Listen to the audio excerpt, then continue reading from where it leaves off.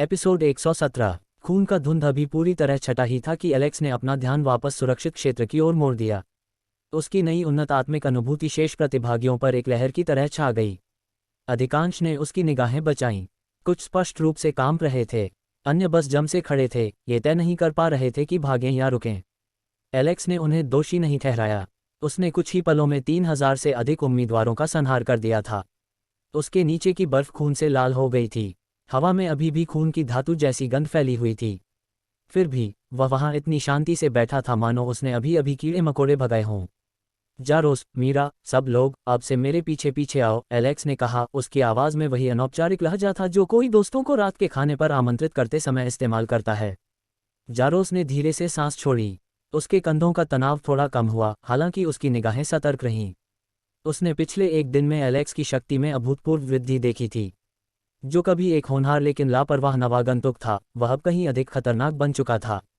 आखिरकार तुमने ये कह ही दिया, जारोस ने बुदबुदाते हुए बैरियर पार किया। एलेक्स की ओर बढ़ते हुए उसके बूटों के नीचे बर्फ चरमरा रही थी। मुझे तो लगने लगा था कि तुम हमें भूल ही गए हो। सेराफिना उसके पीछे पीछे चल रही थी। उसके चेहरे पर कोई भाव नहीं था, लेकिन उसने एलेक्स को हल्के से सिर हिलाकर अभिवादन किया। तुम बदल गए हो। किस तरह से अलग? एलेक्स ने भौहें चढ़ाते हुए पूछा। ज्यादा मजबूत, ज्यादा निर्दयी। वह सही शब्द ढूंढते हुए रुकी। ऐसा लग रहा है जैसे कोई इस मुकदमे का अंत देख चुका है और बस रस्में निभा रहा है। एलेक्स ने तुरंत कोई प्रतिक्रिया नहीं दी। इसके बजाय वह धीरे धीरे खड़ा हुआ और अपने कपड़ों से बर्फ झाड़ने लगा। एम्बर उसके कंधे से टिका हुआ था, जिसका गहरा लाल किनारा हल्की रोशनी में चमक रहा था। शायद मैंने किया है, उसने अंत में कहा, या शायद मैं खेल खेलते खेलते थक गया हूँ। बाकी लोग एक एक करके सुरक्षित क्षेत्र से बाहर निकले। अरे स्पष्ट रूप से हिचकिचाते हुए आगे बढ़ा। उसका पहले वाला आत्मविश्वास पूरी तरह से खत्म हो चुका था। वह व्यक्ति जिसने कभी एलेक्स का मजाक उड़ाया था, अब थोड़ा सिर झुकाए चल रहा था, मानो उसकी आंखों में देखने से डर रहा हो। अब तुम नंबर 1 पर हो, अरेस ने धीमी आवाज में कहा। सिस्टम अपडेट हो गया है। तुमने अंकों में सबको पीछे छोड़ दिया है। एलेक्स ने अपनी स्टेटस स्क्रीन पर एक नज़र डाली। वर्तमान रैंक 1 अंक 10,147,000। प्रतिष्ठा 3,100। उस एक ही प्रयास से उसने 10 मिलियन पॉइंट जमा कर लिए थे। पहले अर्जित किए गए पॉइंट्स को मिलाकर उसका कुल योग बड़ी खरीदारी के लिए आवश्यक सीमा को पार कर गया था। लेकिन 10 मिलियन पॉइंट उन शीर्ष खजानों की कीमत के मुकाबले कुछ भी नहीं थे। यार, तुम तो कुछ और ही हो, अरेस ने घबराहट भरी हंसी हंसते हुए कहा। तुम कल ही यहाँ आए और पहले रैंक पर पहुंच गए। तुम किस तरह के राक्षस हो? एलेक्स पूरी तरह से उसकी ओर मुड़ गया। अरेस सहम गया। अरेस द्वारा उपहासित एक राक्षस, एलेक्स ने हल्की मुस्कान के साथ कहा। शब्द हवा में ही लटके रहे। शर्म से अरेस का चेहरा लाल हो गया। बाकी लोग चुपचाप देखते रहे, ये जानने के लिए उत्सुक थे कि आगे क्या होगा। देखो यार, मुझे माफ कर दो, अरेस ने पहली बार एलेक्स की आंखों में देखते हुए ईमानदारी से कहा। उसकी आवाज़ में पहले वाले घमंड का कोई निशान नहीं था। तुम्हारे बारे में मेरी सोच गलत थी। मैंने अपने अहंकार को बीच में आने दिया। अगर तुम चाहते हो कि मैं चला जाऊं, तो मैं चला जाऊंगा। एलेक्स ने उसे कुछ देर तक गौर से देखा। अरेस की आंखों में दिख रही ईमानदारी सच्ची लग रही थी। इससे भी महत्वपूर्ण बात यह थी कि जो व्यक्ति विनम्रता का पाठ पढ़ चुका होता है, वह अक्सर उस व्यक्ति से कहीं अधिक उपयोगी होता है जो हमेशा वफादार रहा हो। तो अब से ठीक से काम करो, एलेक्स ने कहा।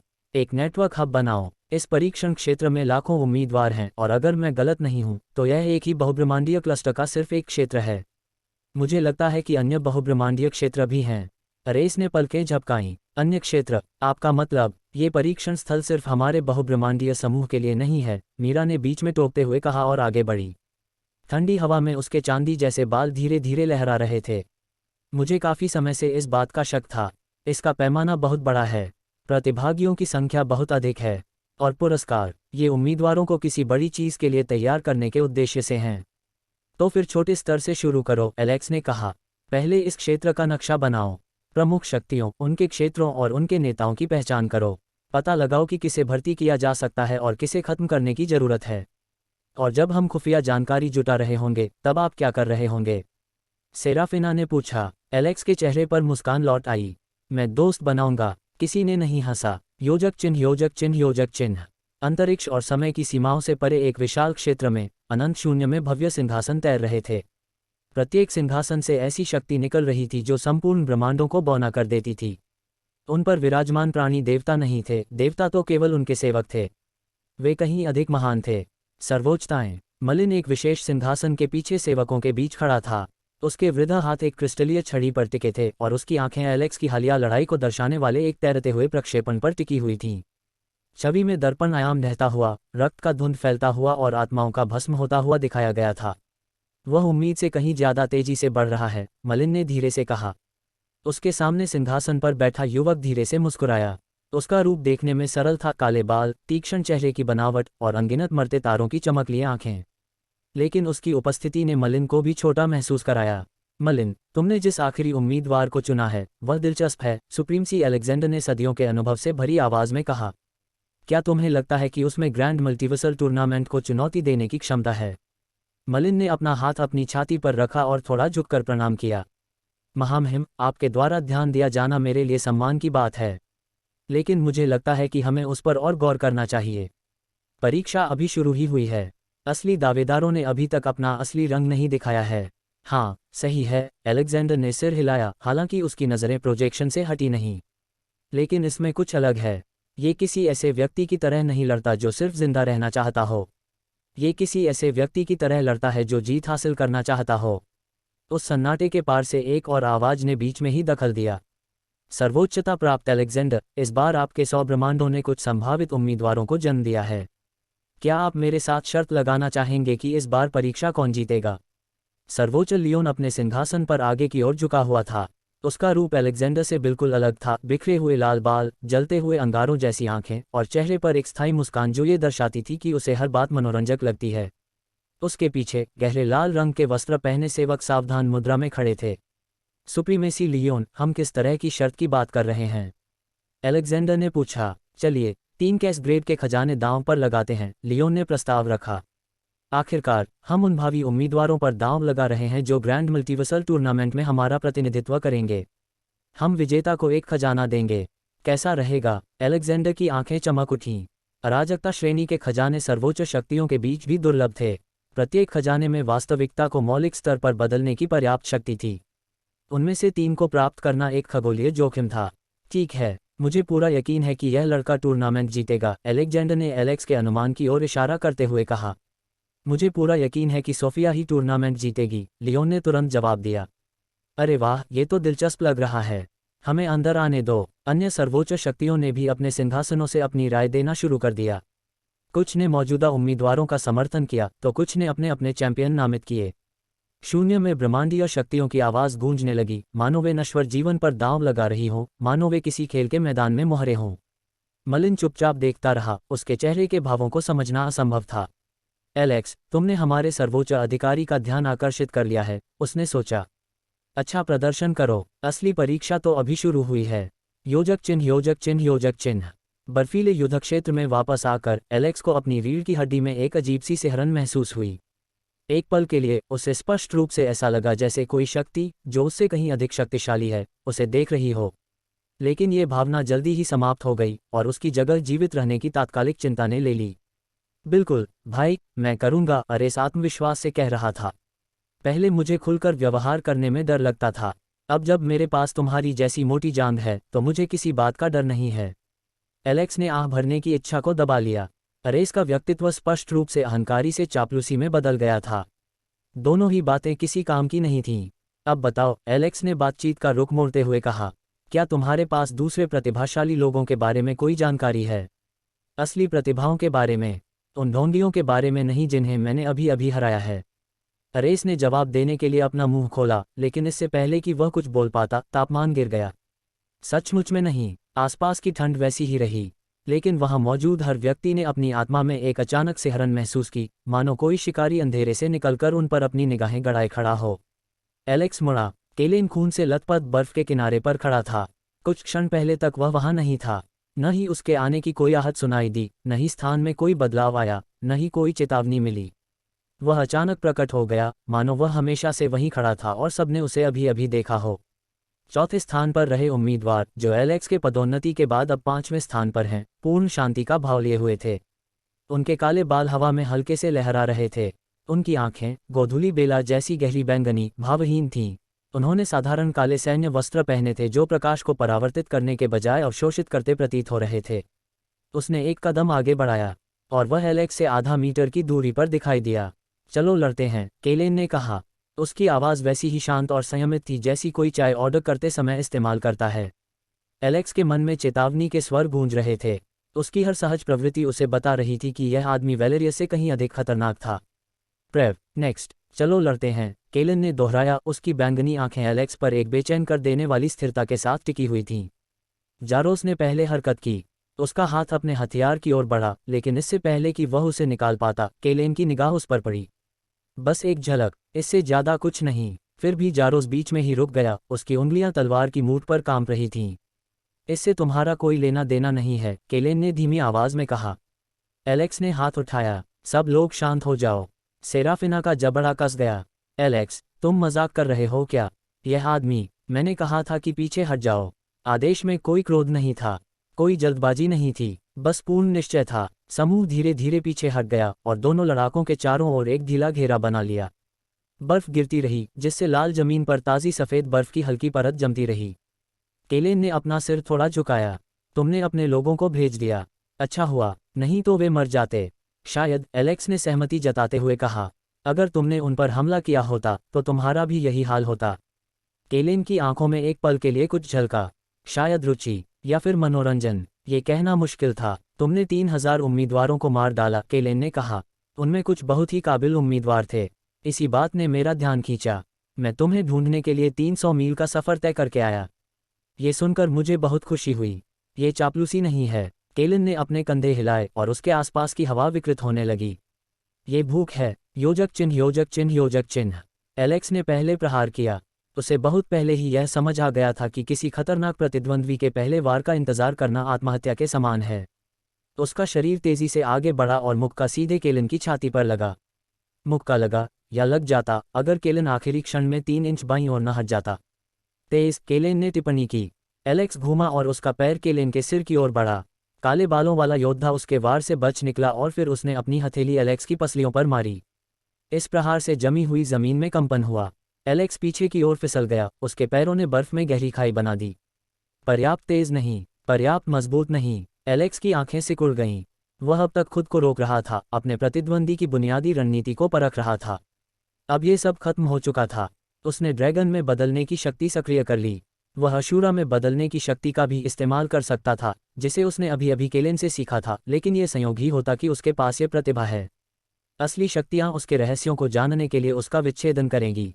तो फिलहाल ड्रैगन में परिवर्तित होना ही काफ़ी था।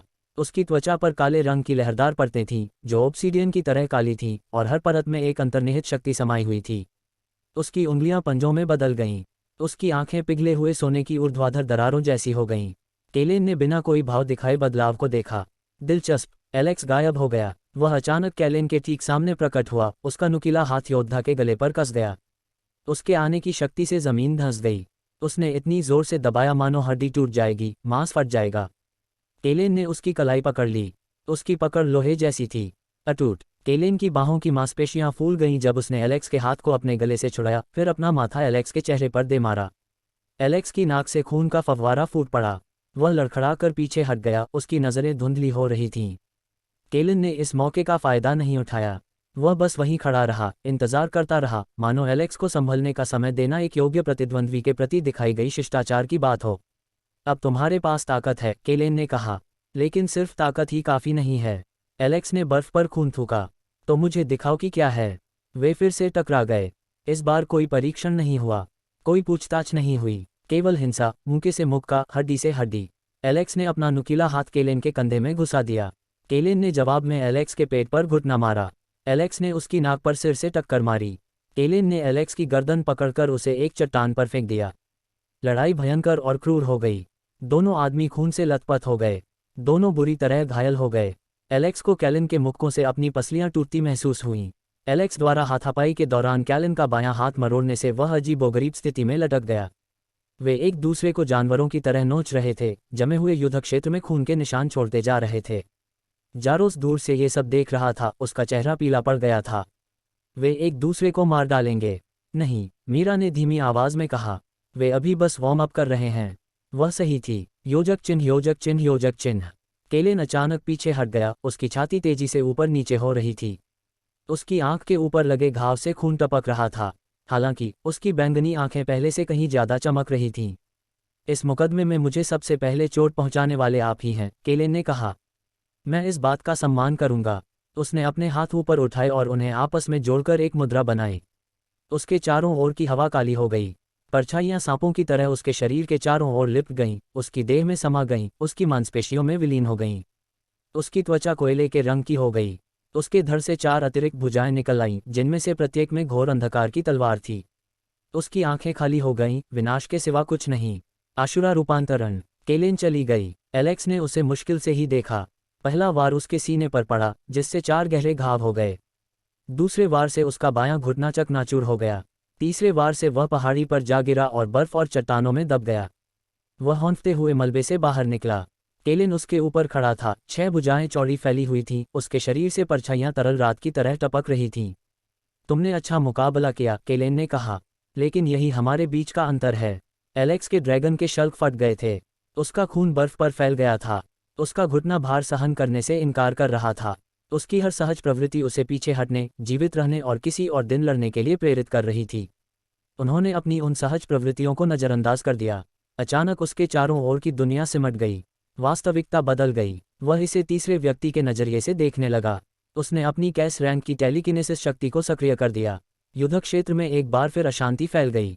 अदृश्य धाराओं के सहारे एलेक्स हवा में ऊपर उठ गया। टूटी हुई जमीन उसके साथ ऊपर उठ गई। चट्टानें और पेड़ टेलीकाइनेटिक प्रचंडता के भंवर में घूमने लगे। वह 100 मील के दायरे में मौजूद पदार्थ के हर कण को महसूस कर सकता था। उसे नियंत्रित कर सकता था। उसे कुचल सकता था। केलेन का अशूरा रूप लड़खड़ा गया क्योंकि अदृश्य शक्ति चारों ओर से उस पर दबाव डाल रही थी। उसने अपने 6 हाथ ऊपर उठाए और पीछे धकेलने की कोशिश की, लेकिन दबाव असहनीय था। पहली बार उसकी शून्य जैसी आंखों में आश्चर्य का भाव आया। वे फिर से भिड़ गए। एलेक्स ने केलेन पर पहाड़ के बराबर पत्थर फेंके। केलेन की 6 तलवारों ने उन पत्थरों को चीर डाला, लेकिन हर बार टकराने से उसे जमीन खोनी पड़ी। एलेक्स ने केलेन के अंगों के चारों ओर वास्तविकता को इस तरह घुमाया मानो उन्हें उनके जोड़ों से उखाड़ना चाहता हो। केलेन की परछाइयों ने जवाब दिया और टेलीकाइनेटिक बंधन को और मजबूत होने से पहले ही तोड़ दिया। दोनों में से कोई भी एक दूसरे पर हावी नहीं हो सका। उनकी शक्तियां लगभग बराबर थीं और उनके इरादे इतने दृढ़ थे कि उन्हें तोड़ना असंभव था। केलेन के होंठों पर एक हल्की सी मुस्कान सी उभर आई। यह एक शानदार लड़ाई थी, उसने कहा, उसकी आवाज़ शोरगुल के बीच सुनाई दे रही थी। अब तुम मर सकते हो। मैं तुम्हारा नाम अपने मित्रों की सूची में लिखूंगा, उस व्यक्ति के रूप में जिसने मुझे एक संतोषजनक लड़ाई दी। उसने अपने हाथ ऊपर उठाए और उन्हें एक साथ दबाकर एक नई मुहर बनाई। उसकी परछाई से कुछ प्रकट हुआ। एक ऐसा विशाल ब्लेड जिसे चलाना किसी भी इंसान के लिए असंभव लग रहा था। तलवार गहरे लाल रंग की थी, सूखे खून के रंग जैसी, और उसमें एक अलग ही धड़कन थी। उसकी धार से काली ऊर्जा निकल रही थी, जो उसके आसपास की हवा को भी दूषित कर रही थी। देखो, केलेन ने फुसफुसाते हुए कहा, वेनेथनोर, विनाश की तलवार, यह मेरी शक्ति को 20 गुना बढ़ा देती है। इतना कहकर वह गायब हो गया। योजक चिन्ह, योजक चिन्ह, योजक चिन्ह। एलेक्स उसका पीछा नहीं कर सका। अशूरा रूपांतरण के ऊपर 20 गुना प्रवर्धन ने केलेन को धारणा से भी तेज और वास्तविकता से भी अधिक शक्तिशाली बना दिया था। पलक झपकने से पहले ही तलवार उसे चीर देती, लेकिन एलेक्स ने बहुत पहले ही अपनी आंखों पर भरोसा करना छोड़ दिया था। वे मुस्करा उठे और उसने अपना बायां हाथ पीठ के पीछे रखते हुए एक साधारण कदम आगे बढ़ाया। जिस बिंदु पर उसका पैर पड़ा, वहां से सुनहरी रोशनी फूट पड़ी। यह एक पूर्ण वृत्त में फैल गई और युद्ध क्षेत्र को गर्म प्रकाश से ढक दिया। प्रकाश ने धक्का नहीं दिया, आक्रमण नहीं किया। ये बस विद्यमान था और अपने विद्यमान में ही इसने व्यवस्था स्थापित की। पूर्ण अधिकार, एलेक्स ने बुदबुदाया। केलेन अचानक प्रकट हुआ। वेनेथनोर ने घातक प्रहार करने के लिए अपनी भुजाएं उठाईं, लेकिन उसका अशूरा रूप क्षीण हो गया। अतिरिक्त भुजाएं कांपने लगीं। परछाइयां भयभीत जानवरों की तरह उसकी त्वचा से पीछे हट गईं। उसकी प्रतिभा, उसकी शक्ति का मूल स्रोत, स्वर्ण क्षेत्र द्वारा दबाई जा रही थी। वह लड़खड़ा गया, लेकिन केलेन एक सच्चा योद्धा था। उसका शरीर उसके दिमाग से पहले ही तालमेल बिठा चुका था। उसने अपने पैर जमा लिए और वेनेथनोर पर अपनी पकड़ मजबूत कर ली। अपने अशूरा रूप के बिना भी उसकी मूल शक्ति अपार थी। लाल तलवार अभी भी विनाशकारी शक्ति से भरी हुई थी। उसने हमला किया। एलेक्स ने अपनी बाहें फैला दीं। उसकी पीठ से गहरे लाल रंग के पंख फूट पड़े। न मांस के, न पंख के। वे स्वयं शून्य से बने थे, वास्तविकता में दरारों से बने पंख। शून्य के पंख एक बार फड़फड़ाए और एलेक्स आंखों से ओझल हो गया। प्रकाश की गति से 5 गुना अधिक गति होने के कारण वह अजेय था। एलेक्स के लिए दुनिया अचानक रुक गई। बर्फ के टुकड़े हवा में स्थिर लटके रहे। वेनेथनोर का नीचे उतरना बेहद धीमा हो गया। हर सांस अनंत काल जैसी लगने लगी। एलेक्स, कैलेन के पीछे दिखाई दिया। तुमने अच्छा मुकाबला किया, एलेक्स ने शांत, लगभग सौम्य स्वर में कहा। तुम इतनी दूर तक जा सकते हो। उसने अपनी मुट्ठी से केलेन की खोपड़ी को भेद दिया। टक्कर बेहद भीषण थी। केलेन का सिर खून और हड्डियों के छींटों में बिखर गया, उसका शरीर बिना किसी आवाज के जमीन पर गिर पड़ा। वेनेथनोर जमी हुई धरती पर बिखर गया, और जैसे ही उसके धारक की मृत्यु हुई, उसकी लाल रोशनी फीकी पड़ गई। आपने 3000 अंक प्राप्त कर लिए हैं। आपने 500 प्रतिष्ठा अर्जित की है। एलेक्स लाश के ऊपर खड़ा था, उसके ड्रैगन के शल्क मिटते जा रहे थे, उसके शून्यपंथ गायब होते जा रहे थे। सुनहरा क्षेत्र लुप्त हो गया, केवल सन्नाटा और गिरती बर्फ ही रह गई। जारोस धीरे धीरे हिचकिचाते कदमों से आगे बढ़ा। क्या ये सब खत्म हो गया? एलेक्स ने कैलेन के शरीर को देखा, सफ़ेद बर्फ में रिश्ते खून को देखा, पास ही पड़ी तलवार को देखा जो एक नए स्वामी की प्रतीक्षा कर रही थी। हाँ, ये कहकर वह जमी हुई जमीन पर बैठ गया। एपिसोड 119। एलेक्स अपने दुश्मनों के बिखरे हुए अवशेषों के बीच पड़ा था। उसका शरीर बुरी तरह से क्षतिग्रस्त था, जिसे कोई सामान्य व्यक्ति सहन नहीं कर सकता था। उसकी 3 पसलियां कांच की तरह चकनाचूर हो गई थीं। उसके हाथ इस तरह मुड़े हुए थे जैसे प्रकृति ने कभी नहीं बनाए हों। उसकी बाहों से मांस की पतली पतली पट्टियां लटक रही थीं। उसके अपने खून की धातु जैसी गंध उसकी नाक में भर गई थी, जो बहुत गाढ़ी और असहनीय थी। लेकिन वह सामान्य नहीं था। उसके शरीर में एक गर्म सनसनी फैल गई, जो उसकी नसों में तरल आग की तरह बह रही थी। उसकी पुनर्जीवन क्षमता सक्रिय हो गई थी। वह एकाग्र मन से देख रहा था कि कैसे उसकी त्वचा के नीचे हड्डियां फिर से व्यवस्थित हो रही थीं और चटकने की आवाज़ के साथ आपस में जुड़ रही थीं। फटी हुई मांसपेशियां अपने रेशों को फिर से बुन रही थीं। त्वचा जीवित कपड़े की तरह घावों पर रेंग रही थी और बिना कोई निशान छोड़े उन्हें भर रही थी। दर्द धीरे धीरे कम हो गया, उसकी जगह एक हल्का दर्द रह गया जो जल्द ही पूरी तरह से गायब हो जाएगा। एलेक्स ने खुद को पैरों पर खड़ा किया और अपने फटे पुराने कपड़ों से धूल झाड़ी। उसे लड़ाई पहले ही खत्म कर देनी चाहिए थी। उसके पास पल भर में लड़ाई खत्म करने की शक्ति थी, लेकिन वह लड़ाई का आनंद लेना चाहता था। दक्षिण की ओर दूर जंगल का नज़ारा अलग था। घने पेड़, गहरे रंग की छतरियां, हवा में सड़न और किसी और चीज़ की गंध थी, कुछ प्राचीन और भूखी सी। सोफिया एक खुले मैदान में खड़ी थी, जो उसके चारों ओर पड़े दर्जनों शवों से घिरा हुआ था। उसके हथियार साफ थे, जो उसके आसपास हुए नरसंहार को देखते हुए अजीब बात थी। उसने अपनी तलवारों से खून नहीं पोंछा, मानो खून उसे छू ही नहीं रहा था। हर गिरे हुए राक्षस ने ऊर्जा की एक हल्की सी धारा छोड़ी, एक आत्मा का सार जो मन प्रकाश में हल्की सी चमक रही थी। लेकिन एलेक्स के विपरीत, जिसने इस शक्ति को सीधे अपने शरीर में समाहित कर लिया था, सोफिया ने कुछ बिल्कुल अलग किया।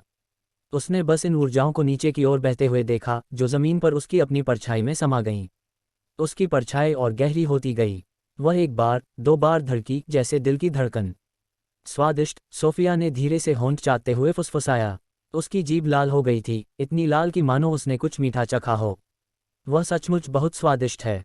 मुझे लगता है मैं उससे जल्द ही मिलूंगी। उसने हल्की सी मुस्कान दी। एलेक्स ने अपने 13 साथियों को एक ढीले ढाले अर्धवृत्त में इकट्ठा किया। उन्होंने उसे लड़ते हुए देखा था। उन्होंने उसे पुनर्जीवित होते हुए देखा था। अब वे उसे भय से लेकर प्रशंसा और लगभग पूजा भाव तक के भावों से देख रहे थे। मेरी बात ध्यान से सुनो, एलेक्स ने कहा। उसकी आवाज़ शांत थी, जो किसी भी चीख से ज्यादा डरावनी थी। अब से मैं अंधाधुंध हत्याएं करने जा रहा हूँ। चाहे वो राक्षस हो या संदिग्ध, मुझे कोई फर्क नहीं पड़ता। मुझे उनके ठिकाने बताओ, मैं खोजने में समय बर्बाद नहीं करना चाहता। अरे सबसे पहले आगे बढ़ा। उसकी आंखें उत्साह से चमक रही थीं। आदिम जाति से आने के कारण उसने अपने जीवन में कई शक्तिशाली योद्धा देखे थे, लेकिन किसी ने भी उसे इतना प्रभावित नहीं किया था। एलेक्स अलग था, एलेक्स खास था। बॉस, बस थोड़ा इंतजार कीजिए, हम आपके लिए जानकारी जुटा लेंगे। अरेस ने उत्तर दिशा की ओर इशारा करते हुए कहा। अभी उत्तरी जंगल में मैंने सुना है कि काफ़ी संख्या में राक्षस इकट्ठा हैं। आप वहीं से शुरुआत कर सकते हैं। बाकी सबने सहमति में सिर हिलाया। उनमें से किसी ने भी एलेक्स के अधिकार पर सवाल नहीं उठाया। उसने यह अधिकार खून और शक्ति के बल पर अर्जित किया था, जो इस मुकदमे में एकमात्र मायने रखने वाली चीज़ थी।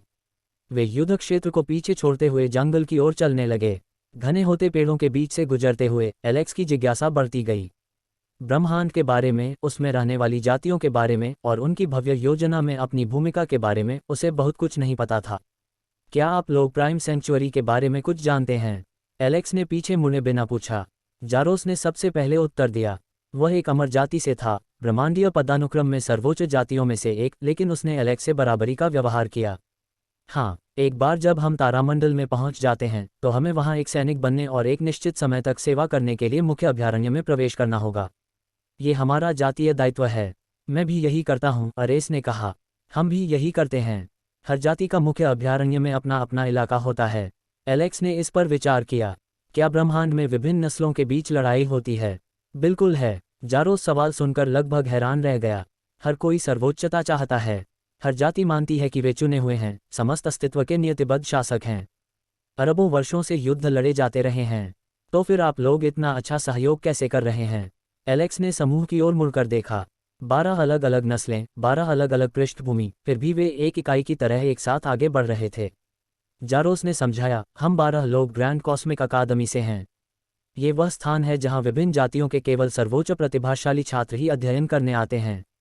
5 ऋषियों ने हमें इस परीक्षा के लिए विशेष रूप से चुना क्योंकि हम पहले से ही मित्र थे। उन्होंने हमें स्पष्ट रूप से कहा, यदि हम अपनी जाति के कारण एक दूसरे के साथ विश्वासघात करते हैं तो वे हमारे अस्तित्व को मिटा देंगे। अरेस कांप उठा। ऋषि मुनि कोई धमकियां नहीं देते। एलेक्स को जिज्ञासा हुई, ग्रैंड कॉस्मिक अकेडमी है ना? क्या वहाँ इंसान भी हैं? और वहाँ अध्ययन करने के लिए क्या मानदंड हैं? जारोस हिचकिचाया। जवाब देने से पहले उसने बाकी लोगों की तरफ देखा। हर बैच में 1 या 2 इंसान होते हैं, लेकिन उनमें से ज़्यादातर नौकर बनकर भर्ती होते हैं। उसे एहसास हुआ कि यह बात सुनने में कैसी लग रही है, इसलिए वह रुक गया। मेरा मतलब है, अधिकतर मनुष्य देव समान जातियों की मदद से ही वहाँ पहुँचते हैं। मनुष्य आदिम या शाश्वत जातियों से सीधे संवाद नहीं कर सकते क्योंकि वे केवल एक सामान्य जाति हैं। यह कोई अपमान नहीं है, ये बस वास्तविकता है। जहाँ तक शामिल होने की बात है, यदि आपके पास देव समान स्तर से ऊपर की प्रतिभा है और आप परीक्षा उत्तीर्ण कर लेते हैं तो आप शामिल हो सकते हैं। एलेक्स के चेहरे पर कोई भाव नहीं बदला। आप इन रेसों का स्तर कैसे तय करते हैं? जैरोस थोड़ा शांत हुआ। उसे खुशी थी कि एलेक्स को बुरा नहीं लगा। केवल वही जातियां जहां किसी ऋषि का जन्म होता है शाश्वत जाति कहला सकती हैं। जहां किसी पारलौकिक प्राणी का जन्म होता है उस जाति को आदिम जाति का दर्जा मिल सकता है। और देव जातियां वे हैं जिनके इतिहास में 5 या अधिक सार्वभौमिक प्राणी रहे हों। एलेक्स ने धीरे से सिर हिलाया। ठीक है, स्पष्टीकरण के लिए धन्यवाद। अरेस अब और संयम नहीं रख सका। बॉस, अगर आप ऋषि मलिन के शिष्य बन जाते हैं तो आपका ग्रह मानव जाति के बीच तुरंत सर्वोच्च प्राथमिकता वाला ग्रह बन जाएगा। और अगर आप किसी उच्च जाति में विवाह करते हैं तो शायद आपके ग्रह को भी देव जाति के समान सम्मान प्राप्त हो जाए। एलेक्स ने भौहें चढ़ा लीं। ओह, आपको पता चल गया कि मैं ऋषि मलिन के मुकदमे के लिए यहाँ आया हूँ। अरेस मुस्कुराया। हाँ, आमतौर पर किसी इंसान को इस तरह की परीक्षा में शामिल होने का मौका नहीं मिलता। और तुम्हारी असाधारण प्रतिभा को देखते हुए यह मानना स्वाभाविक ही है कि एक ऋषि भी तुम्हें अपना शिष्य बनाना चाहेगा। तो फिर आप सही हैं, एलेक्स ने स्वीकार किया। मैं यहाँ एक परीक्षा के लिए आया हूँ। जैसे ही मुझे 5000 प्रतिष्ठा अंक मिल जाएंगे मैं ये परीक्षा उत्तीर्ण कर लूँगा और उनका शिष्य बन जाऊँगा। अरेस ने निराशा से आह भरी। यार, मुझे कितनी जलन हो रही है। भले ही मैं एक आदिम जाति से आता हूँ, मैं किसी ऋषि से मिल तक नहीं सकता, उनका शिष्य बनना तो दूर की बात है। वे चलते रहे और उनके चारों ओर जंगल में अंधेरा बढ़ता जा रहा था। कुछ ही देर में वे एक विशाल खुले मैदान में पहुंच गए।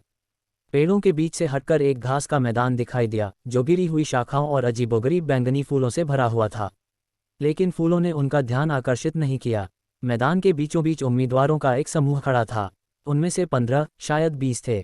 उनके शरीर पर लगे घावों और हाथों में मौजूद हथियारों को देखकर लग रहा था कि वे आपस में लड़ रहे थे। लेकिन जब उन्होंने एलेक्स और उसके 12 साथियों को पास आते देखा तो वे रुक गए। जाओ, उन्हें मार डालो, एलेक्स ने शांत भाव से आदेश दिया। उन्होंने इस टीम की कमान संभाली थी और वे इस कमान के योग्य थे। किसी ने उन पर सवाल नहीं उठाया। हाँ बॉस। बूम, वे 12 उसके पास से गायब हो गए और शत्रु उम्मीदवारों के बीच लोहे और क्रोध से बने भूतों की तरह प्रकट हुए। तलवारें चमक उठीं, मंत्रों का विस्फोट हुआ, बैंगनी फूलों पर खून फैल गया जिससे वे लाल हो गए। एलेक्स बिना हिले डुले देखता रहा। मीरा उसके बगल में खड़ी थी। वह भी हमले में शामिल नहीं हुई थी। उसने अपनी बाहें छाती पर बांध रखी थीं और उसकी निगाहें दूर किसी चीज़ पर टिकी थीं जिसे केवल वही देख सकती थी। क्या तुम अंक हासिल नहीं करना चाहती? एलेक्स ने उससे पूछा। मीरा ने धीरे से सिर हिलाया। हाँ, मुझे पसंद है, लेकिन मैं किसी चीज़ का इंतज़ार कर रही हूँ। यह क्या है? उसने मुड़कर उसकी ओर देखा। उसकी आंखों में बुद्धिमत्ता थी, एक ऐसी तीक्ष्ण बुद्धि थी जिसे एलेक्स ने पहले कभी नहीं देखा था। मैंने सुना है कि परीक्षण क्षेत्र हर दिन थोड़ा थोड़ा करके सिकुड़ता जा रहा है। इसलिए सभी उम्मीदवारों को 100 वर्षों के भीतर ही चुनाव लड़ना होगा। छिपने का कोई मौका नहीं मिलेगा। मैं आखिरी सीमा खोजना चाहती हूँ। एलेक्स ने अपनी भौहें ऊपर उठाईं। आखिरी सीमा? हाँ, मैंने सुना है कि अगर आप 1000 से कम उम्मीदवारों को मारते हैं तो सीमा को छूते हुए लड़ने पर आपको 10 गुना शक्ति मिल सकती है। सोचिए आप कितनी शक्ति प्राप्त कर सकते हैं। सोचिए आप कितने अंक अर्जित कर सकते हैं। एलेक्स मुस्कुराया, लेकिन उसकी मुस्कान में कोई गर्माहट नहीं थी। तुम्हें तो वाकई बहुत सी अजीबोगरीब जानकारियां पता हैं। मीरा ने मुस्कुराते हुए जवाब दिया, मैं उन चीज़ों पर ध्यान देती हूँ जिन्हें दूसरे नज़रअंदाज कर देते हैं। इसी तरह मैं जीवित रहती हूँ। युद्ध की आवाज़ें मंद पड़ गईं। 12 लोगों ने अपना काम पूरा कर लिया था। मैदान में लाशें बिखरी पड़ी थीं और बैंगनी फूल अब गहरे लाल रंग की एक परत के नीचे पूरी तरह से छिपे हुए थे। एलेक्स आगे बढ़कर अपने हिस्से के अंक लेने ही वाला था कि उसने यह बात सुनी। एक आवाज़, कोमल, मीठी, लेकिन बेहद डरावनी। हेलो एलेक्स, हम फिर मिल रहे हैं। आवाज़ उसके पीछे से आई, इतनी करीब कि वह अपनी गर्दन पर गर्म सांस महसूस कर सकता था। उसने किसी के आने की आवाज़ नहीं सुनी थी। उसे किसी की मौजूदगी का ज़रा भी एहसास नहीं हुआ था। वह धीरे से मुड़ा। एपिसोड 120 प्रेव। नेक्स्ट। वह धीरे से मुड़ा। उसके सामने खड़ी स्त्री शिकारी की तरह खूबसूरत थी। उसके काले बाल कंधों से नीचे तरल परछाई की तरह लहरा रहे थे। उसकी आंखों में ऐसी गहराई थी जो किसी नश्वर प्राणी में नहीं होनी चाहिए। और उसकी मुस्कान, उसके होठों का कोमल घुमाव ऐसी बातों का संकेत दे रहा था जिनसे एलेक्स की अंतरात्मा उसे बचने के लिए चीख चीख कर चेतावनी दे रही थी। सोफिया ने अपना सिर झुकाया और उसे ऐसे निहारने लगी जैसे कोई बच्चा किसी दिलचस्प कीड़े को देख रहा हो। पिछली बार जब हम मिले थे तब से तुम काफ़ी मजबूत हो गए हो। मुझे इसका एहसास हो रहा है। इसका स्वाद चखो। एलेक्स ने अपनी आवाज़ को शांत रखते हुए कहा, हालांकि उसके शरीर की हर नस तन गई थी। शब्दों का ये चुनाव दिलचस्प है। क्या ऐसा नहीं है? सोफिया ने एक कदम आगे बढ़ाया। उसके पैरों के नीचे की घास मुरझा गई। नाटकीय ढंग से नहीं आग की लपटों या सड़न के साथ, बल्कि चुपचाप, मानो जीवन ने उसे त्यागने का फैसला किया हो। शब्द मायने रखते हैं एलेक्स। इरादे मायने रखते हैं। आत्माएं सबसे ज़्यादा मायने रखती हैं। उसके पीछे एलेक्स ने अपने 13 साथियों को बेचैन होते हुए सुना। उन्हें भी सोफिया से निकलती हुई वह आदिम बुराई महसूस हो रही थी। यहाँ तक कि आदिम जाति में जन्मा अरेज भी पीला पड़ गया था। मीरा पहले ही कई कदम पीछे हट चुकी थी। उसका पहले वाला आत्मविश्वास पूरी तरह से गायब हो गया था। एलेक्स, उसने फुसफुसाते हुए कहा। उसकी परछाई को देखो। एलेक्स ने देखा। सोफिया की परछाई ज़मीन पर फैली हुई थी, लेकिन वह उसके शरीर से मेल नहीं खाती थी। वह बहुत बड़ी, बहुत गहरी थी और उसके शरीर से अलग गति कर रही थी। उसकी गहराई में एलेक्स को कुछ आकृतियां मरोड़ती हुई दिखाई दे रही थीं। चेहरे किसी अदृश्य बाधा से दबे हुए थे। हाथ ऊपर की ओर उठ रहे थे मानो मुक्ति की भीख मांग रहे हों। कितने? एलेक्स ने धीमी आवाज में पूछा। सोफिया की मुस्कान और चौड़ी हो गई। तुमने ध्यान दिया? अच्छा, ज्यादातर लोग कभी नीचे नहीं देखते। उसने आलस से एक हाथ उठाया। मैंने पहले 1000 के बाद गिनना बंद कर दिया। आत्माएं संग्रहणीय वस्तुओं की तरह होती हैं, तुम्हें पता है। जितनी ज्यादा होती हैं, उतनी ही ज्यादा पाने की इच्छा होती है। और तुम्हारी, प्यारे एलेक्स। उसकी जीभ उसके निचले होंठ पर फिरी, जो लाल और चमक रहा था। तुम्हारी आत्मा मेरे संग्रह का सबसे अनमोल रत्न होगी। बूम! दुनिया बदल गई। सोफिया ने अपना अधिकार छोड़ दिया और मानो वास्तविकता ही काम उठी। उसके शरीर से अंधकार फूट पड़ा, जिसने मैदान को, जंगल को, सब कुछ निगल लिया। सूरज गायब हो गया। आकाश का अस्तित्व मिट गया। एलेक्स और उसके साथी एक अनंत शून्य में खड़े थे, जहां एकमात्र प्रकाश फंसी हुई आत्माओं की धुंधली रोशनी से आ रहा था। और फिर धरती हिलने लगी। अंधेरे से आकृतियां उभरीं, मानवाकार आकृतियां, भयानक जानवर, ऐसे जीव जिन्हें किसी श्रेणी में रखना असंभव था। वे सोफिया की छाया से ऐसे निकले जैसे डूबते हुए लोग काले सागर की सतह को तोड़कर बाहर आ रहे हों। सैकड़ों, हजारों, हर एक से एक विशिष्ट आभा निकल रही थी, शक्ति का एक ऐसा प्रतीक जो उन्हें पूर्व उम्मीदवारों, पूर्व योद्धाओं, असाधारण शक्ति के पूर्व प्राणियों के रूप में चिन्हित कर रहा था। अब वे सिर्फ कठपुतलियां बनकर रह गए थे। शानदार है ना? सोफिया की आवाज़ हर जगह और कहीं से भी गूंज उठी। हर आत्मा जिसे मैं छीन लेती हूँ, वह मेरी हो जाती है। न केवल उनकी शक्ति, बल्कि उनकी यादें, उनकी तकनीकें, उनका सार। एलेक्स, मैं किसी जन्मजात प्रतिभा के कारण शक्तिशाली नहीं हूँ। मैं इसलिए शक्तिशाली हूँ क्योंकि मैं दूसरों से शक्ति छीनकर उसे अपना बना लेती हूँ। एलेक्स ने अपने सामने एकत्रित होती सेना को देखा। कम से कम 10,000 लोग। उनमें से प्रत्येक अपनी अपनी प्रतिभा का धनी था, जिन्हें ऋषियों और पारलौकिक प्राणियों द्वारा इस परीक्षा के लिए चुना गया था। और वे सभी सोफिया के वश में हो गए थे। धत्तेरे की, एलेक्स ने धीरे से बुदबुदाया। ये तो बिल्कुल जिन्वू की महिला संस्करण है। क्या? मीरा ने उसके पीछे से कहीं से पूछा। कुछ नहीं। पुराना संदर्भ। फिर वह भी थोड़ा मुस्कुराया। अंदाजा लगा लो कमीनी, मैं भी दूसरों से शक्तियां छीनता हूं, लेकिन ये बात किसी ने नहीं सुनी। Dot dot dot dot dot अंतरिक्ष और समय से परे के क्षेत्र में बहुब्रह्मांडीय प्राणी भी इस दृश्य को देख रहे थे। सर्वोच्च लियोन एक मृत तारे के हृदय से तराशे गए सिंहासन पर बैठा था। उसकी हंसी पूरे कक्ष में गूंज रही थी, जिससे वहां मौजूद सभी लोगों का ध्यान उसकी ओर आकर्षित हो गया। हा, उसे मेरे दादाजी की विरासत मिल गई। लियोन की आंखें जीत की चमक से दमक उठीं। वह जिसने हमारे स्तर को भी पार कर लिया। मैंने युगों तक उस विरासत को पाने की कोशिश की। मैंने बलिदान दिए, मैंने ऐसी परीक्षाएं पूरी की जो कमज़ोर लोगों को तोड़ देतीं, लेकिन इसने मुझे कभी नहीं चुना। वह आगे की ओर झुका, उसकी मुस्कान इतनी तीखी थी कि मानो वास्तविकता को भी चीर रही हो। और अब इसने उसे चुन लिया है। सोफिया का भविष्य अनंत है। वह तुम सबसे आगे, हम सबसे आगे बढ़ेगी। उसकी निगाहें एक दूसरे सिंहासन पर टिक गईं, जहां एक आकृतिपूर्ण शांति से बैठी थी। मुझे उम्मीद है कि तुम्हारे पास वो अराजकता श्रेणी के खजाने होंगे, अलेक्जेंडर। मैं उन्हें जल्द ही ले जाऊंगा। सर्वोच्च अलेक्जेंडर ने कोई प्रतिक्रिया नहीं दी।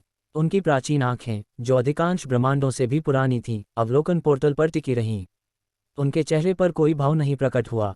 वह बस देखता रहा। योजक चिन्ह, योजक चिन्ह, योजक चिन्ह। एलेक्स का सामना आत्माओं की सेना से हुआ और उसे कुछ अजीब सा महसूस हुआ। उसे ऊब महसूस हो रही थी। काश मैं तुम्हारा मनोरंजन कर पाता, एलेक्स ने शांत स्वर में कहा। उसकी आवाज़ सन्नाटे में गूंज उठी, जैसे दम घोंटने वाले अंधेरे को चीर रही हो। लेकिन इससे पहले ही मैं एक संतोषजनक लड़ाई लड़ चुका हूं। मैं इस लड़ाई को लंबा खींचने के मूड में नहीं हूं। उसने एक कदम आगे बढ़ाया। उसके हाथ उसकी पीठ के पीछे बंधे रहे, और फिर उसके शरीर से सुनहरी रोशनी फूट पड़ी। एलेक्स से उत्पन्न हुआ क्षेत्र सोफिया के अंधकार जैसा नहीं था। ये किसी को भस्म नहीं करता था। ये किसी विपत्ति में आशा की किरण जैसा था। युद्ध क्षेत्र में एक असीम उपस्थिति। सोफिया की सेना में मौजूद हर एक व्यक्ति स्तब्ध रह गया। सोफिया खुद चौंक गई। उसकी आत्मविश्वास भरी मुस्कान आखिरकार टूट गई। ये क्या हो रहा है? मेरी शक्तियाँ मुझे महसूस ही नहीं हो रही हैं। सुनहरी रोशनी हर जगह फैल गई, और जहां भी इसका स्पर्श हुआ, शक्ति का कार्य रुक गया। प्रतिभाएं सुप्त हो गईं, कौशल मौन हो गए। अलौकिक क्षमताओं को नियंत्रित करने वाले मूलभूत नियम अपने से बड़ी किसी शक्ति को पहचानकर उसके सामने झुक गए। लेकिन वह सब नहीं था। इस क्षण तक एलेक्स अपनी टेलीकिनेसिस शक्ति का सीमित स्तर पर ही उपयोग कर रहा था। वह खुद को रोककर अपनी क्षमताओं का परीक्षण कर रहा था और इस खेल का आनंद ले रहा था। अब वह अपनी असली क्षमता दिखाने के लिए तैयार महसूस कर रहा था। उसने उंगलियां चटकाईं। बूम! मुकदमे की जमीन पर जो दबाव छाया हुआ था, उसका वर्णन करना असंभव था। यह मात्र शारीरिक बल नहीं था, यह अस्तित्वगत भार था। एलेक्स की उपस्थिति का अकाट्य सत्य स्वयं वास्तविकता पर दबाव डाल रहा था। यह एक प्रलयकारी दबाव था। पूरे युद्धक्षेत्र में लाखों प्रतिभाशाली योद्धाओं ने इसे महसूस किया। जानलेवा युद्ध में उलझे योद्धा अचानक घुटनों के बल गिर पड़े। जाति, सत्ता या स्वाभिमान की परवाह किए बिना हर एक उम्मीदवार घुटने टेककर बैठ गया। सोफिया भी अपवाद नहीं थी। उसके घुटने इतनी जोर से जमीन पर टकराए कि मानो जमीन फट गई हो। वह छटपटाने लगी, उसकी मांसपेशियां तन गईं, उसकी इच्छाशक्ति इस असहनीय भार के आगे चीखने लगी।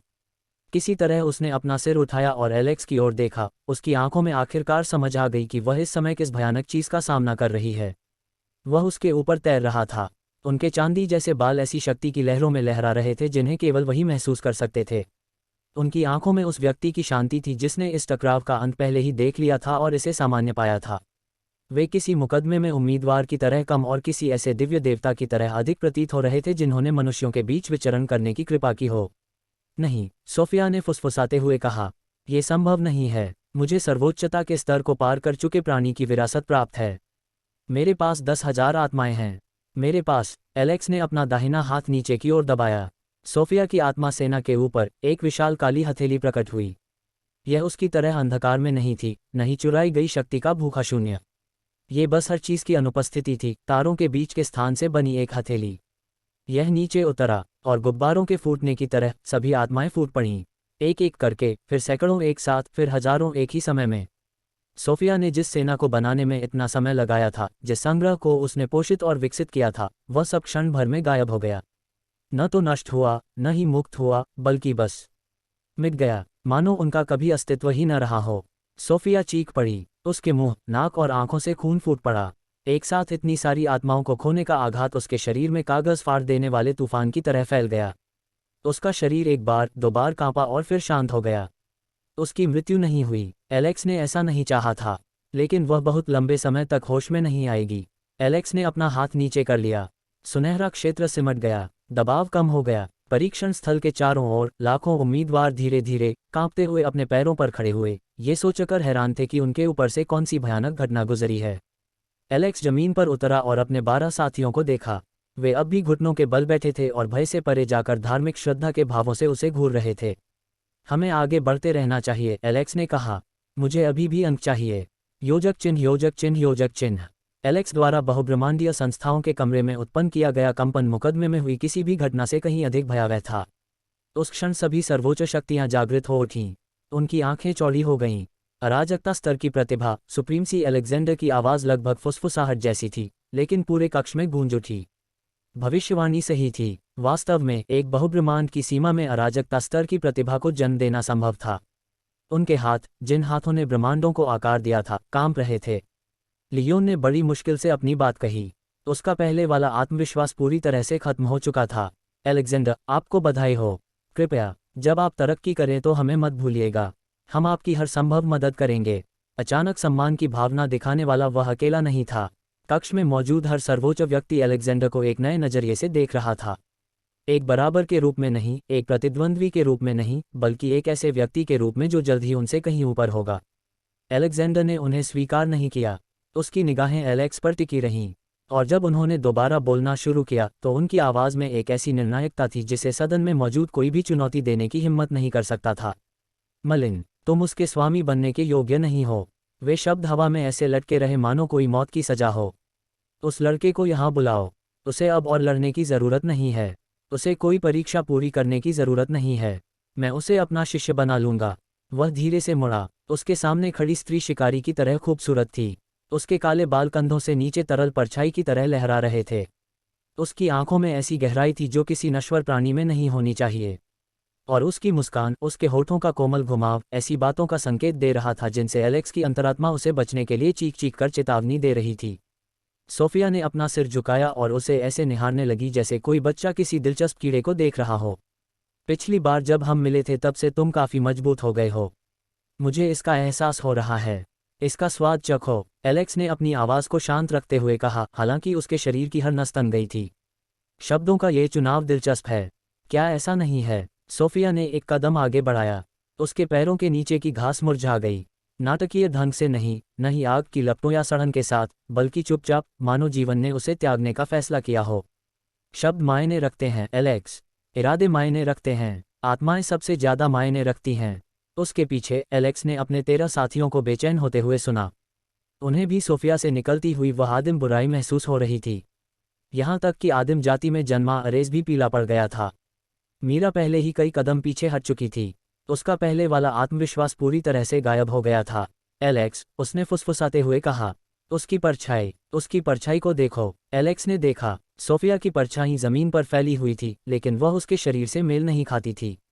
वह बहुत बड़ी, बहुत गहरी थी और उसके शरीर से अलग गति कर रही थी। उसकी गहराई में एलेक्स को कुछ आकृतियां मरोड़ती हुई दिखाई दे रही थीं। चेहरे किसी अदृश्य बाधा से दबे हुए थे।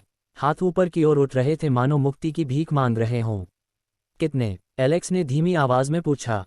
सोफिया की मुस्कान और चौड़ी हो गई। तुमने ध्यान दिया? अच्छा, ज्यादातर लोग कभी नीचे नहीं देखते। उसने आलस से एक हाथ उठाया। मैंने पहले 1000 के बाद गिनना बंद कर दिया। आत्माएं संग्रहणीय वस्तुओं की तरह होती हैं, तुम्हें पता है। जितनी ज्यादा होती हैं, उतनी ही ज्यादा पाने की इच्छा होती है। और तुम्हारी, प्यारे एलेक्स। उसकी जीभ उसके निचले होंठ पर फिरी, जो लाल और चमक रहा था। तुम्हारी आत्मा मेरे संग्रह का सबसे अनमोल रत्न होगी। बूम! दुनिया बदल गई। सोफिया ने अपना अधिकार छोड़ दिया और मानो वास्तविकता ही कांप उठी। उसके शरीर से अंधकार फूट पड़ा जिसने मैदान को, जंगल को, सब कुछ निगल लिया। सूरज गायब हो गया। आकाश का अस्तित्व मिट गया। एलेक्स और उसके साथी एक अनंत शून्य में खड़े थे, जहां एकमात्र प्रकाश फंसी हुई आत्माओं की धुंधली रोशनी से आ रहा था। और फिर धरती हिलने लगी। अंधेरे से आकृतियां उभरीं, मानवाकार आकृतियां, भयानक जानवर, ऐसे जीव जिन्हें किसी श्रेणी में रखना असंभव था। वे सोफिया की छाया से ऐसे निकले जैसे डूबते हुए लोग काले सागर की सतह को तोड़कर बाहर आ रहे हों। सैकड़ों, हजारों, हर एक से एक विशिष्ट आभा निकल रही थी, शक्ति का एक ऐसा प्रतीक जो उन्हें पूर्व उम्मीदवारों, पूर्व योद्धाओं, असाधारण शक्ति के पूर्व प्राणियों के रूप में चिन्हित कर रहा था। अब वे सिर्फ कठपुतलियां बनकर रह गए थे। शानदार है ना? सोफिया की आवाज़ हर जगह और कहीं से भी गूंज उठी। हर आत्मा जिसे मैं छीन लेती हूँ, वह मेरी हो जाती है। न केवल उनकी शक्ति बल्कि उनकी यादें, उनकी तकनीकें, उनका सार।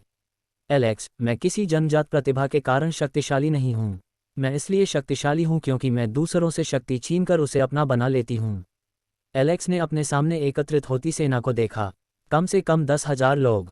उनमें से प्रत्येक अपनी अपनी प्रतिभा का धनी था, जिन्हें ऋषियों और पारलौकिक प्राणियों द्वारा इस परीक्षा के लिए चुना गया था। और वे सभी सोफिया के वश में हो गए थे। धत्तेरे की, एलेक्स ने धीरे से बुदबुदाया। ये तो बिल्कुल जिनवू की महिला संस्करण है। क्या? मीरा ने उसके पीछे से कहीं से पूछा। कुछ नहीं, पुराना संदर्भ। फिर वह भी थोड़ा मुस्कुराया। अंदाजा लगा लो कमीनी, मैं भी दूसरों से शक्तियां छीनता हूं, लेकिन ये बात किसी ने नहीं सुनी। Dot dot dot dot dot. अंतरिक्ष और समय से परे के क्षेत्र में बहुब्रह्मांडीय प्राणी भी इस दृश्य को देख रहे थे। सर्वोच्च लियोन एक मृत तारे के हृदय से तराशे गए सिंहासन पर बैठा था। उसकी हंसी पूरे कक्ष में गूंज रही थी, जिससे वहां मौजूद सभी लोगों का ध्यान उसकी ओर आकर्षित हो गया। हा, उसे मेरे दादाजी की विरासत मिल गई। लियोन की आंखें जीत की चमक से दमक उठीं। वह जिसने हमारे स्तर को भी पार कर लिया। मैंने युगों तक उस विरासत को पाने की कोशिश की। मैंने बलिदान दिए, मैंने ऐसी परीक्षाएं पूरी की जो कमज़ोर लोगों को तोड़ देतीं, लेकिन इसने मुझे कभी नहीं चुना। वह आगे की ओर झुका, उसकी मुस्कान इतनी तीखी थी कि मानो वास्तविकता को भी चीर रही हो। और अब इसने उसे चुन लिया है। सोफिया का भविष्य अनंत है। वह तुम सबसे आगे, हम सबसे आगे बढ़ेगी। उसकी निगाहें एक दूसरे सिंहासन पर टिक गईं, जहां एक आकृतिपूर्ण शांति से बैठी थी। मुझे उम्मीद है कि तुम्हारे पास वो अराजकता श्रेणी के खजाने होंगे, एलेक्जेंडर। मैं उन्हें जल्द ही ले जाऊंगा। सर्वोच्च एलेक्जेंडर ने कोई प्रतिक्रिया नहीं दी। उनकी प्राचीन आंखें, जो अधिकांश ब्रह्मांडों से भी पुरानी थीं, अवलोकन पोर्टल पर टिकी रहीं। उनके चेहरे पर कोई भाव नहीं प्रकट हुआ। वह बस देखता रहा। योजक चिन्ह, योजक चिन्ह, योजक चिन्ह। एलेक्स का सामना आत्माओं की सेना से हुआ और उसे कुछ अजीब सा महसूस हुआ। उसे ऊब महसूस हो रही थी। काश मैं तुम्हारा मनोरंजन कर पाता, एलेक्स ने शांत स्वर में कहा। उसकी आवाज़ सन्नाटे में गूंज उठी, जैसे दम घोंटने वाले अंधेरे को चीर रही हो। लेकिन इससे पहले ही मैं एक संतोषजनक लड़ाई लड़ चुका हूँ। मैं इस लड़ाई को लंबा खींचने के मूड में नहीं हूँ। उसने एक कदम आगे बढ़ाया। उसके हाथ उसकी पीठ के पीछे बंधे रहे, और फिर उसके शरीर से सुनहरी रोशनी फूट पड़ी। एलेक्स से उत्पन्न हुआ क्षेत्र सोफिया के अंधकार जैसा नहीं था। ये किसी को भस्म नहीं करता था। ये किसी विपत्ति में आशा की किरण जैसा था। युद्ध क्षेत्र में एक असीम उपस्थिति। सोफिया की सेना में मौजूद हर एक व्यक्ति स्तब्ध रह गया। सोफिया खुद चौंक गई। उसकी आत्मविश्वास भरी मुस्कान आखिरकार टूट गई। ये क्या हो रहा है? मेरी शक्तियाँ मुझे महसूस ही नहीं हो रही हैं। सुनहरी रोशनी हर जगह फैल गई, और जहां भी इसका स्पर्श हुआ, शक्ति का कार्य रुक गया। प्रतिभाएं सुप्त हो गईं, कौशल मौन हो गए। अलौकिक क्षमताओं को नियंत्रित करने वाले मूलभूत नियम अपने से बड़ी किसी शक्ति को पहचानकर उसके सामने झुक गए। लेकिन वह सब नहीं था। इस क्षण तक एलेक्स अपनी टेलीकिनेसिस शक्ति का सीमित स्तर पर ही उपयोग कर रहा था। वह खुद को रोककर अपनी क्षमताओं का परीक्षण कर रहा था और इस खेल का आनंद ले रहा था। अब वह अपनी असली क्षमता दिखाने के लिए तैयार महसूस कर रहा था। उसने उंगलियां चटकाईं। बूम! मुकदमे की जमीन पर जो दबाव छाया हुआ था, उसका वर्णन करना असंभव था। यह मात्र शारीरिक बल नहीं था, यह अस्तित्वगत भार था। एलेक्स की उपस्थिति का अकाट्य सत्य स्वयं वास्तविकता पर दबाव डाल रहा था। यह एक प्रलयकारी दबाव था। पूरे युद्ध क्षेत्र में लाखों प्रतिभाशाली योद्धाओं ने इसे महसूस किया। जानलेवा युद्ध में उलझे योद्धा अचानक घुटनों के बल गिर पड़े। जाति, सत्ता या स्वाभिमान की परवाह किए बिना हर एक उम्मीदवार घुटने टेककर बैठ गया। सोफिया भी अपवाद नहीं थी। उसके घुटने इतनी जोर से जमीन पर टकराए कि मानो जमीन फट गई हो। वह छटपटाने लगी, उसकी मांसपेशियां तन गईं, उसकी इच्छाशक्ति इस असहनीय भार के आगे चीखने लगी।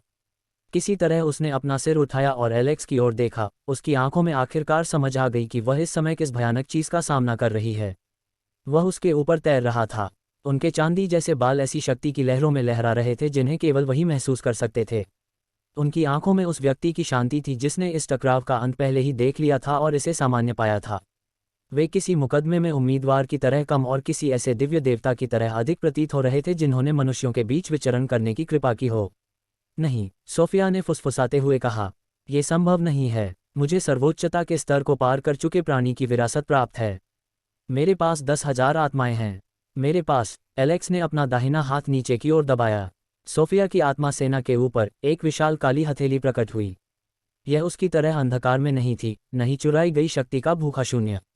ये बस हर चीज की अनुपस्थिति थी, तारों के बीच के स्थान से बनी एक हथेली। यह नीचे उतरा, और गुब्बारों के फूटने की तरह सभी आत्माएं फूट पड़ीं। एक एक करके, फिर सैकड़ों एक साथ, फिर हजारों एक ही समय में। सोफिया ने जिस सेना को बनाने में इतना समय लगाया था, जिस संग्रह को उसने पोषित और विकसित किया था, वह सब क्षण भर में गायब हो गया। न तो नष्ट हुआ, न ही मुक्त हुआ, बल्कि बस मिट गया, मानो उनका कभी अस्तित्व ही न रहा हो। सोफिया चीख पड़ी। उसके मुंह, नाक और आंखों से खून फूट पड़ा। एक साथ इतनी सारी आत्माओं को खोने का आघात उसके शरीर में कागज फाड़ देने वाले तूफान की तरह फैल गया। उसका शरीर एक बार, दो बार कांपा और फिर शांत हो गया। उसकी मृत्यु नहीं हुई। एलेक्स ने ऐसा नहीं चाहा था, लेकिन वह बहुत लंबे समय तक होश में नहीं आएगी। एलेक्स ने अपना हाथ नीचे कर लिया। सुनहरा क्षेत्र सिमट गया, दबाव कम हो गया। परीक्षण स्थल के चारों ओर लाखों उम्मीदवार धीरे धीरे कांपते हुए अपने पैरों पर खड़े हुए, ये सोचकर हैरान थे कि उनके ऊपर से कौन सी भयानक घटना गुजरी है। एलेक्स जमीन पर उतरा और अपने 12 साथियों को देखा। वे अब भी घुटनों के बल बैठे थे और भय से परे जाकर धार्मिक श्रद्धा के भावों से उसे घूर रहे थे। हमें आगे बढ़ते रहना चाहिए, एलेक्स ने कहा। मुझे अभी भी अंक चाहिए। योजक चिन्ह, योजक चिन्ह, योजक चिन्ह। एलेक्स द्वारा बहुब्रह्मांडीय संस्थाओं के कमरे में उत्पन्न किया गया कंपन मुकदमे में हुई किसी भी घटना से कहीं अधिक भयावह था। उस क्षण सभी सर्वोच्च शक्तियां जागृत हो उठीं। उनकी आंखें चौड़ी हो गईं।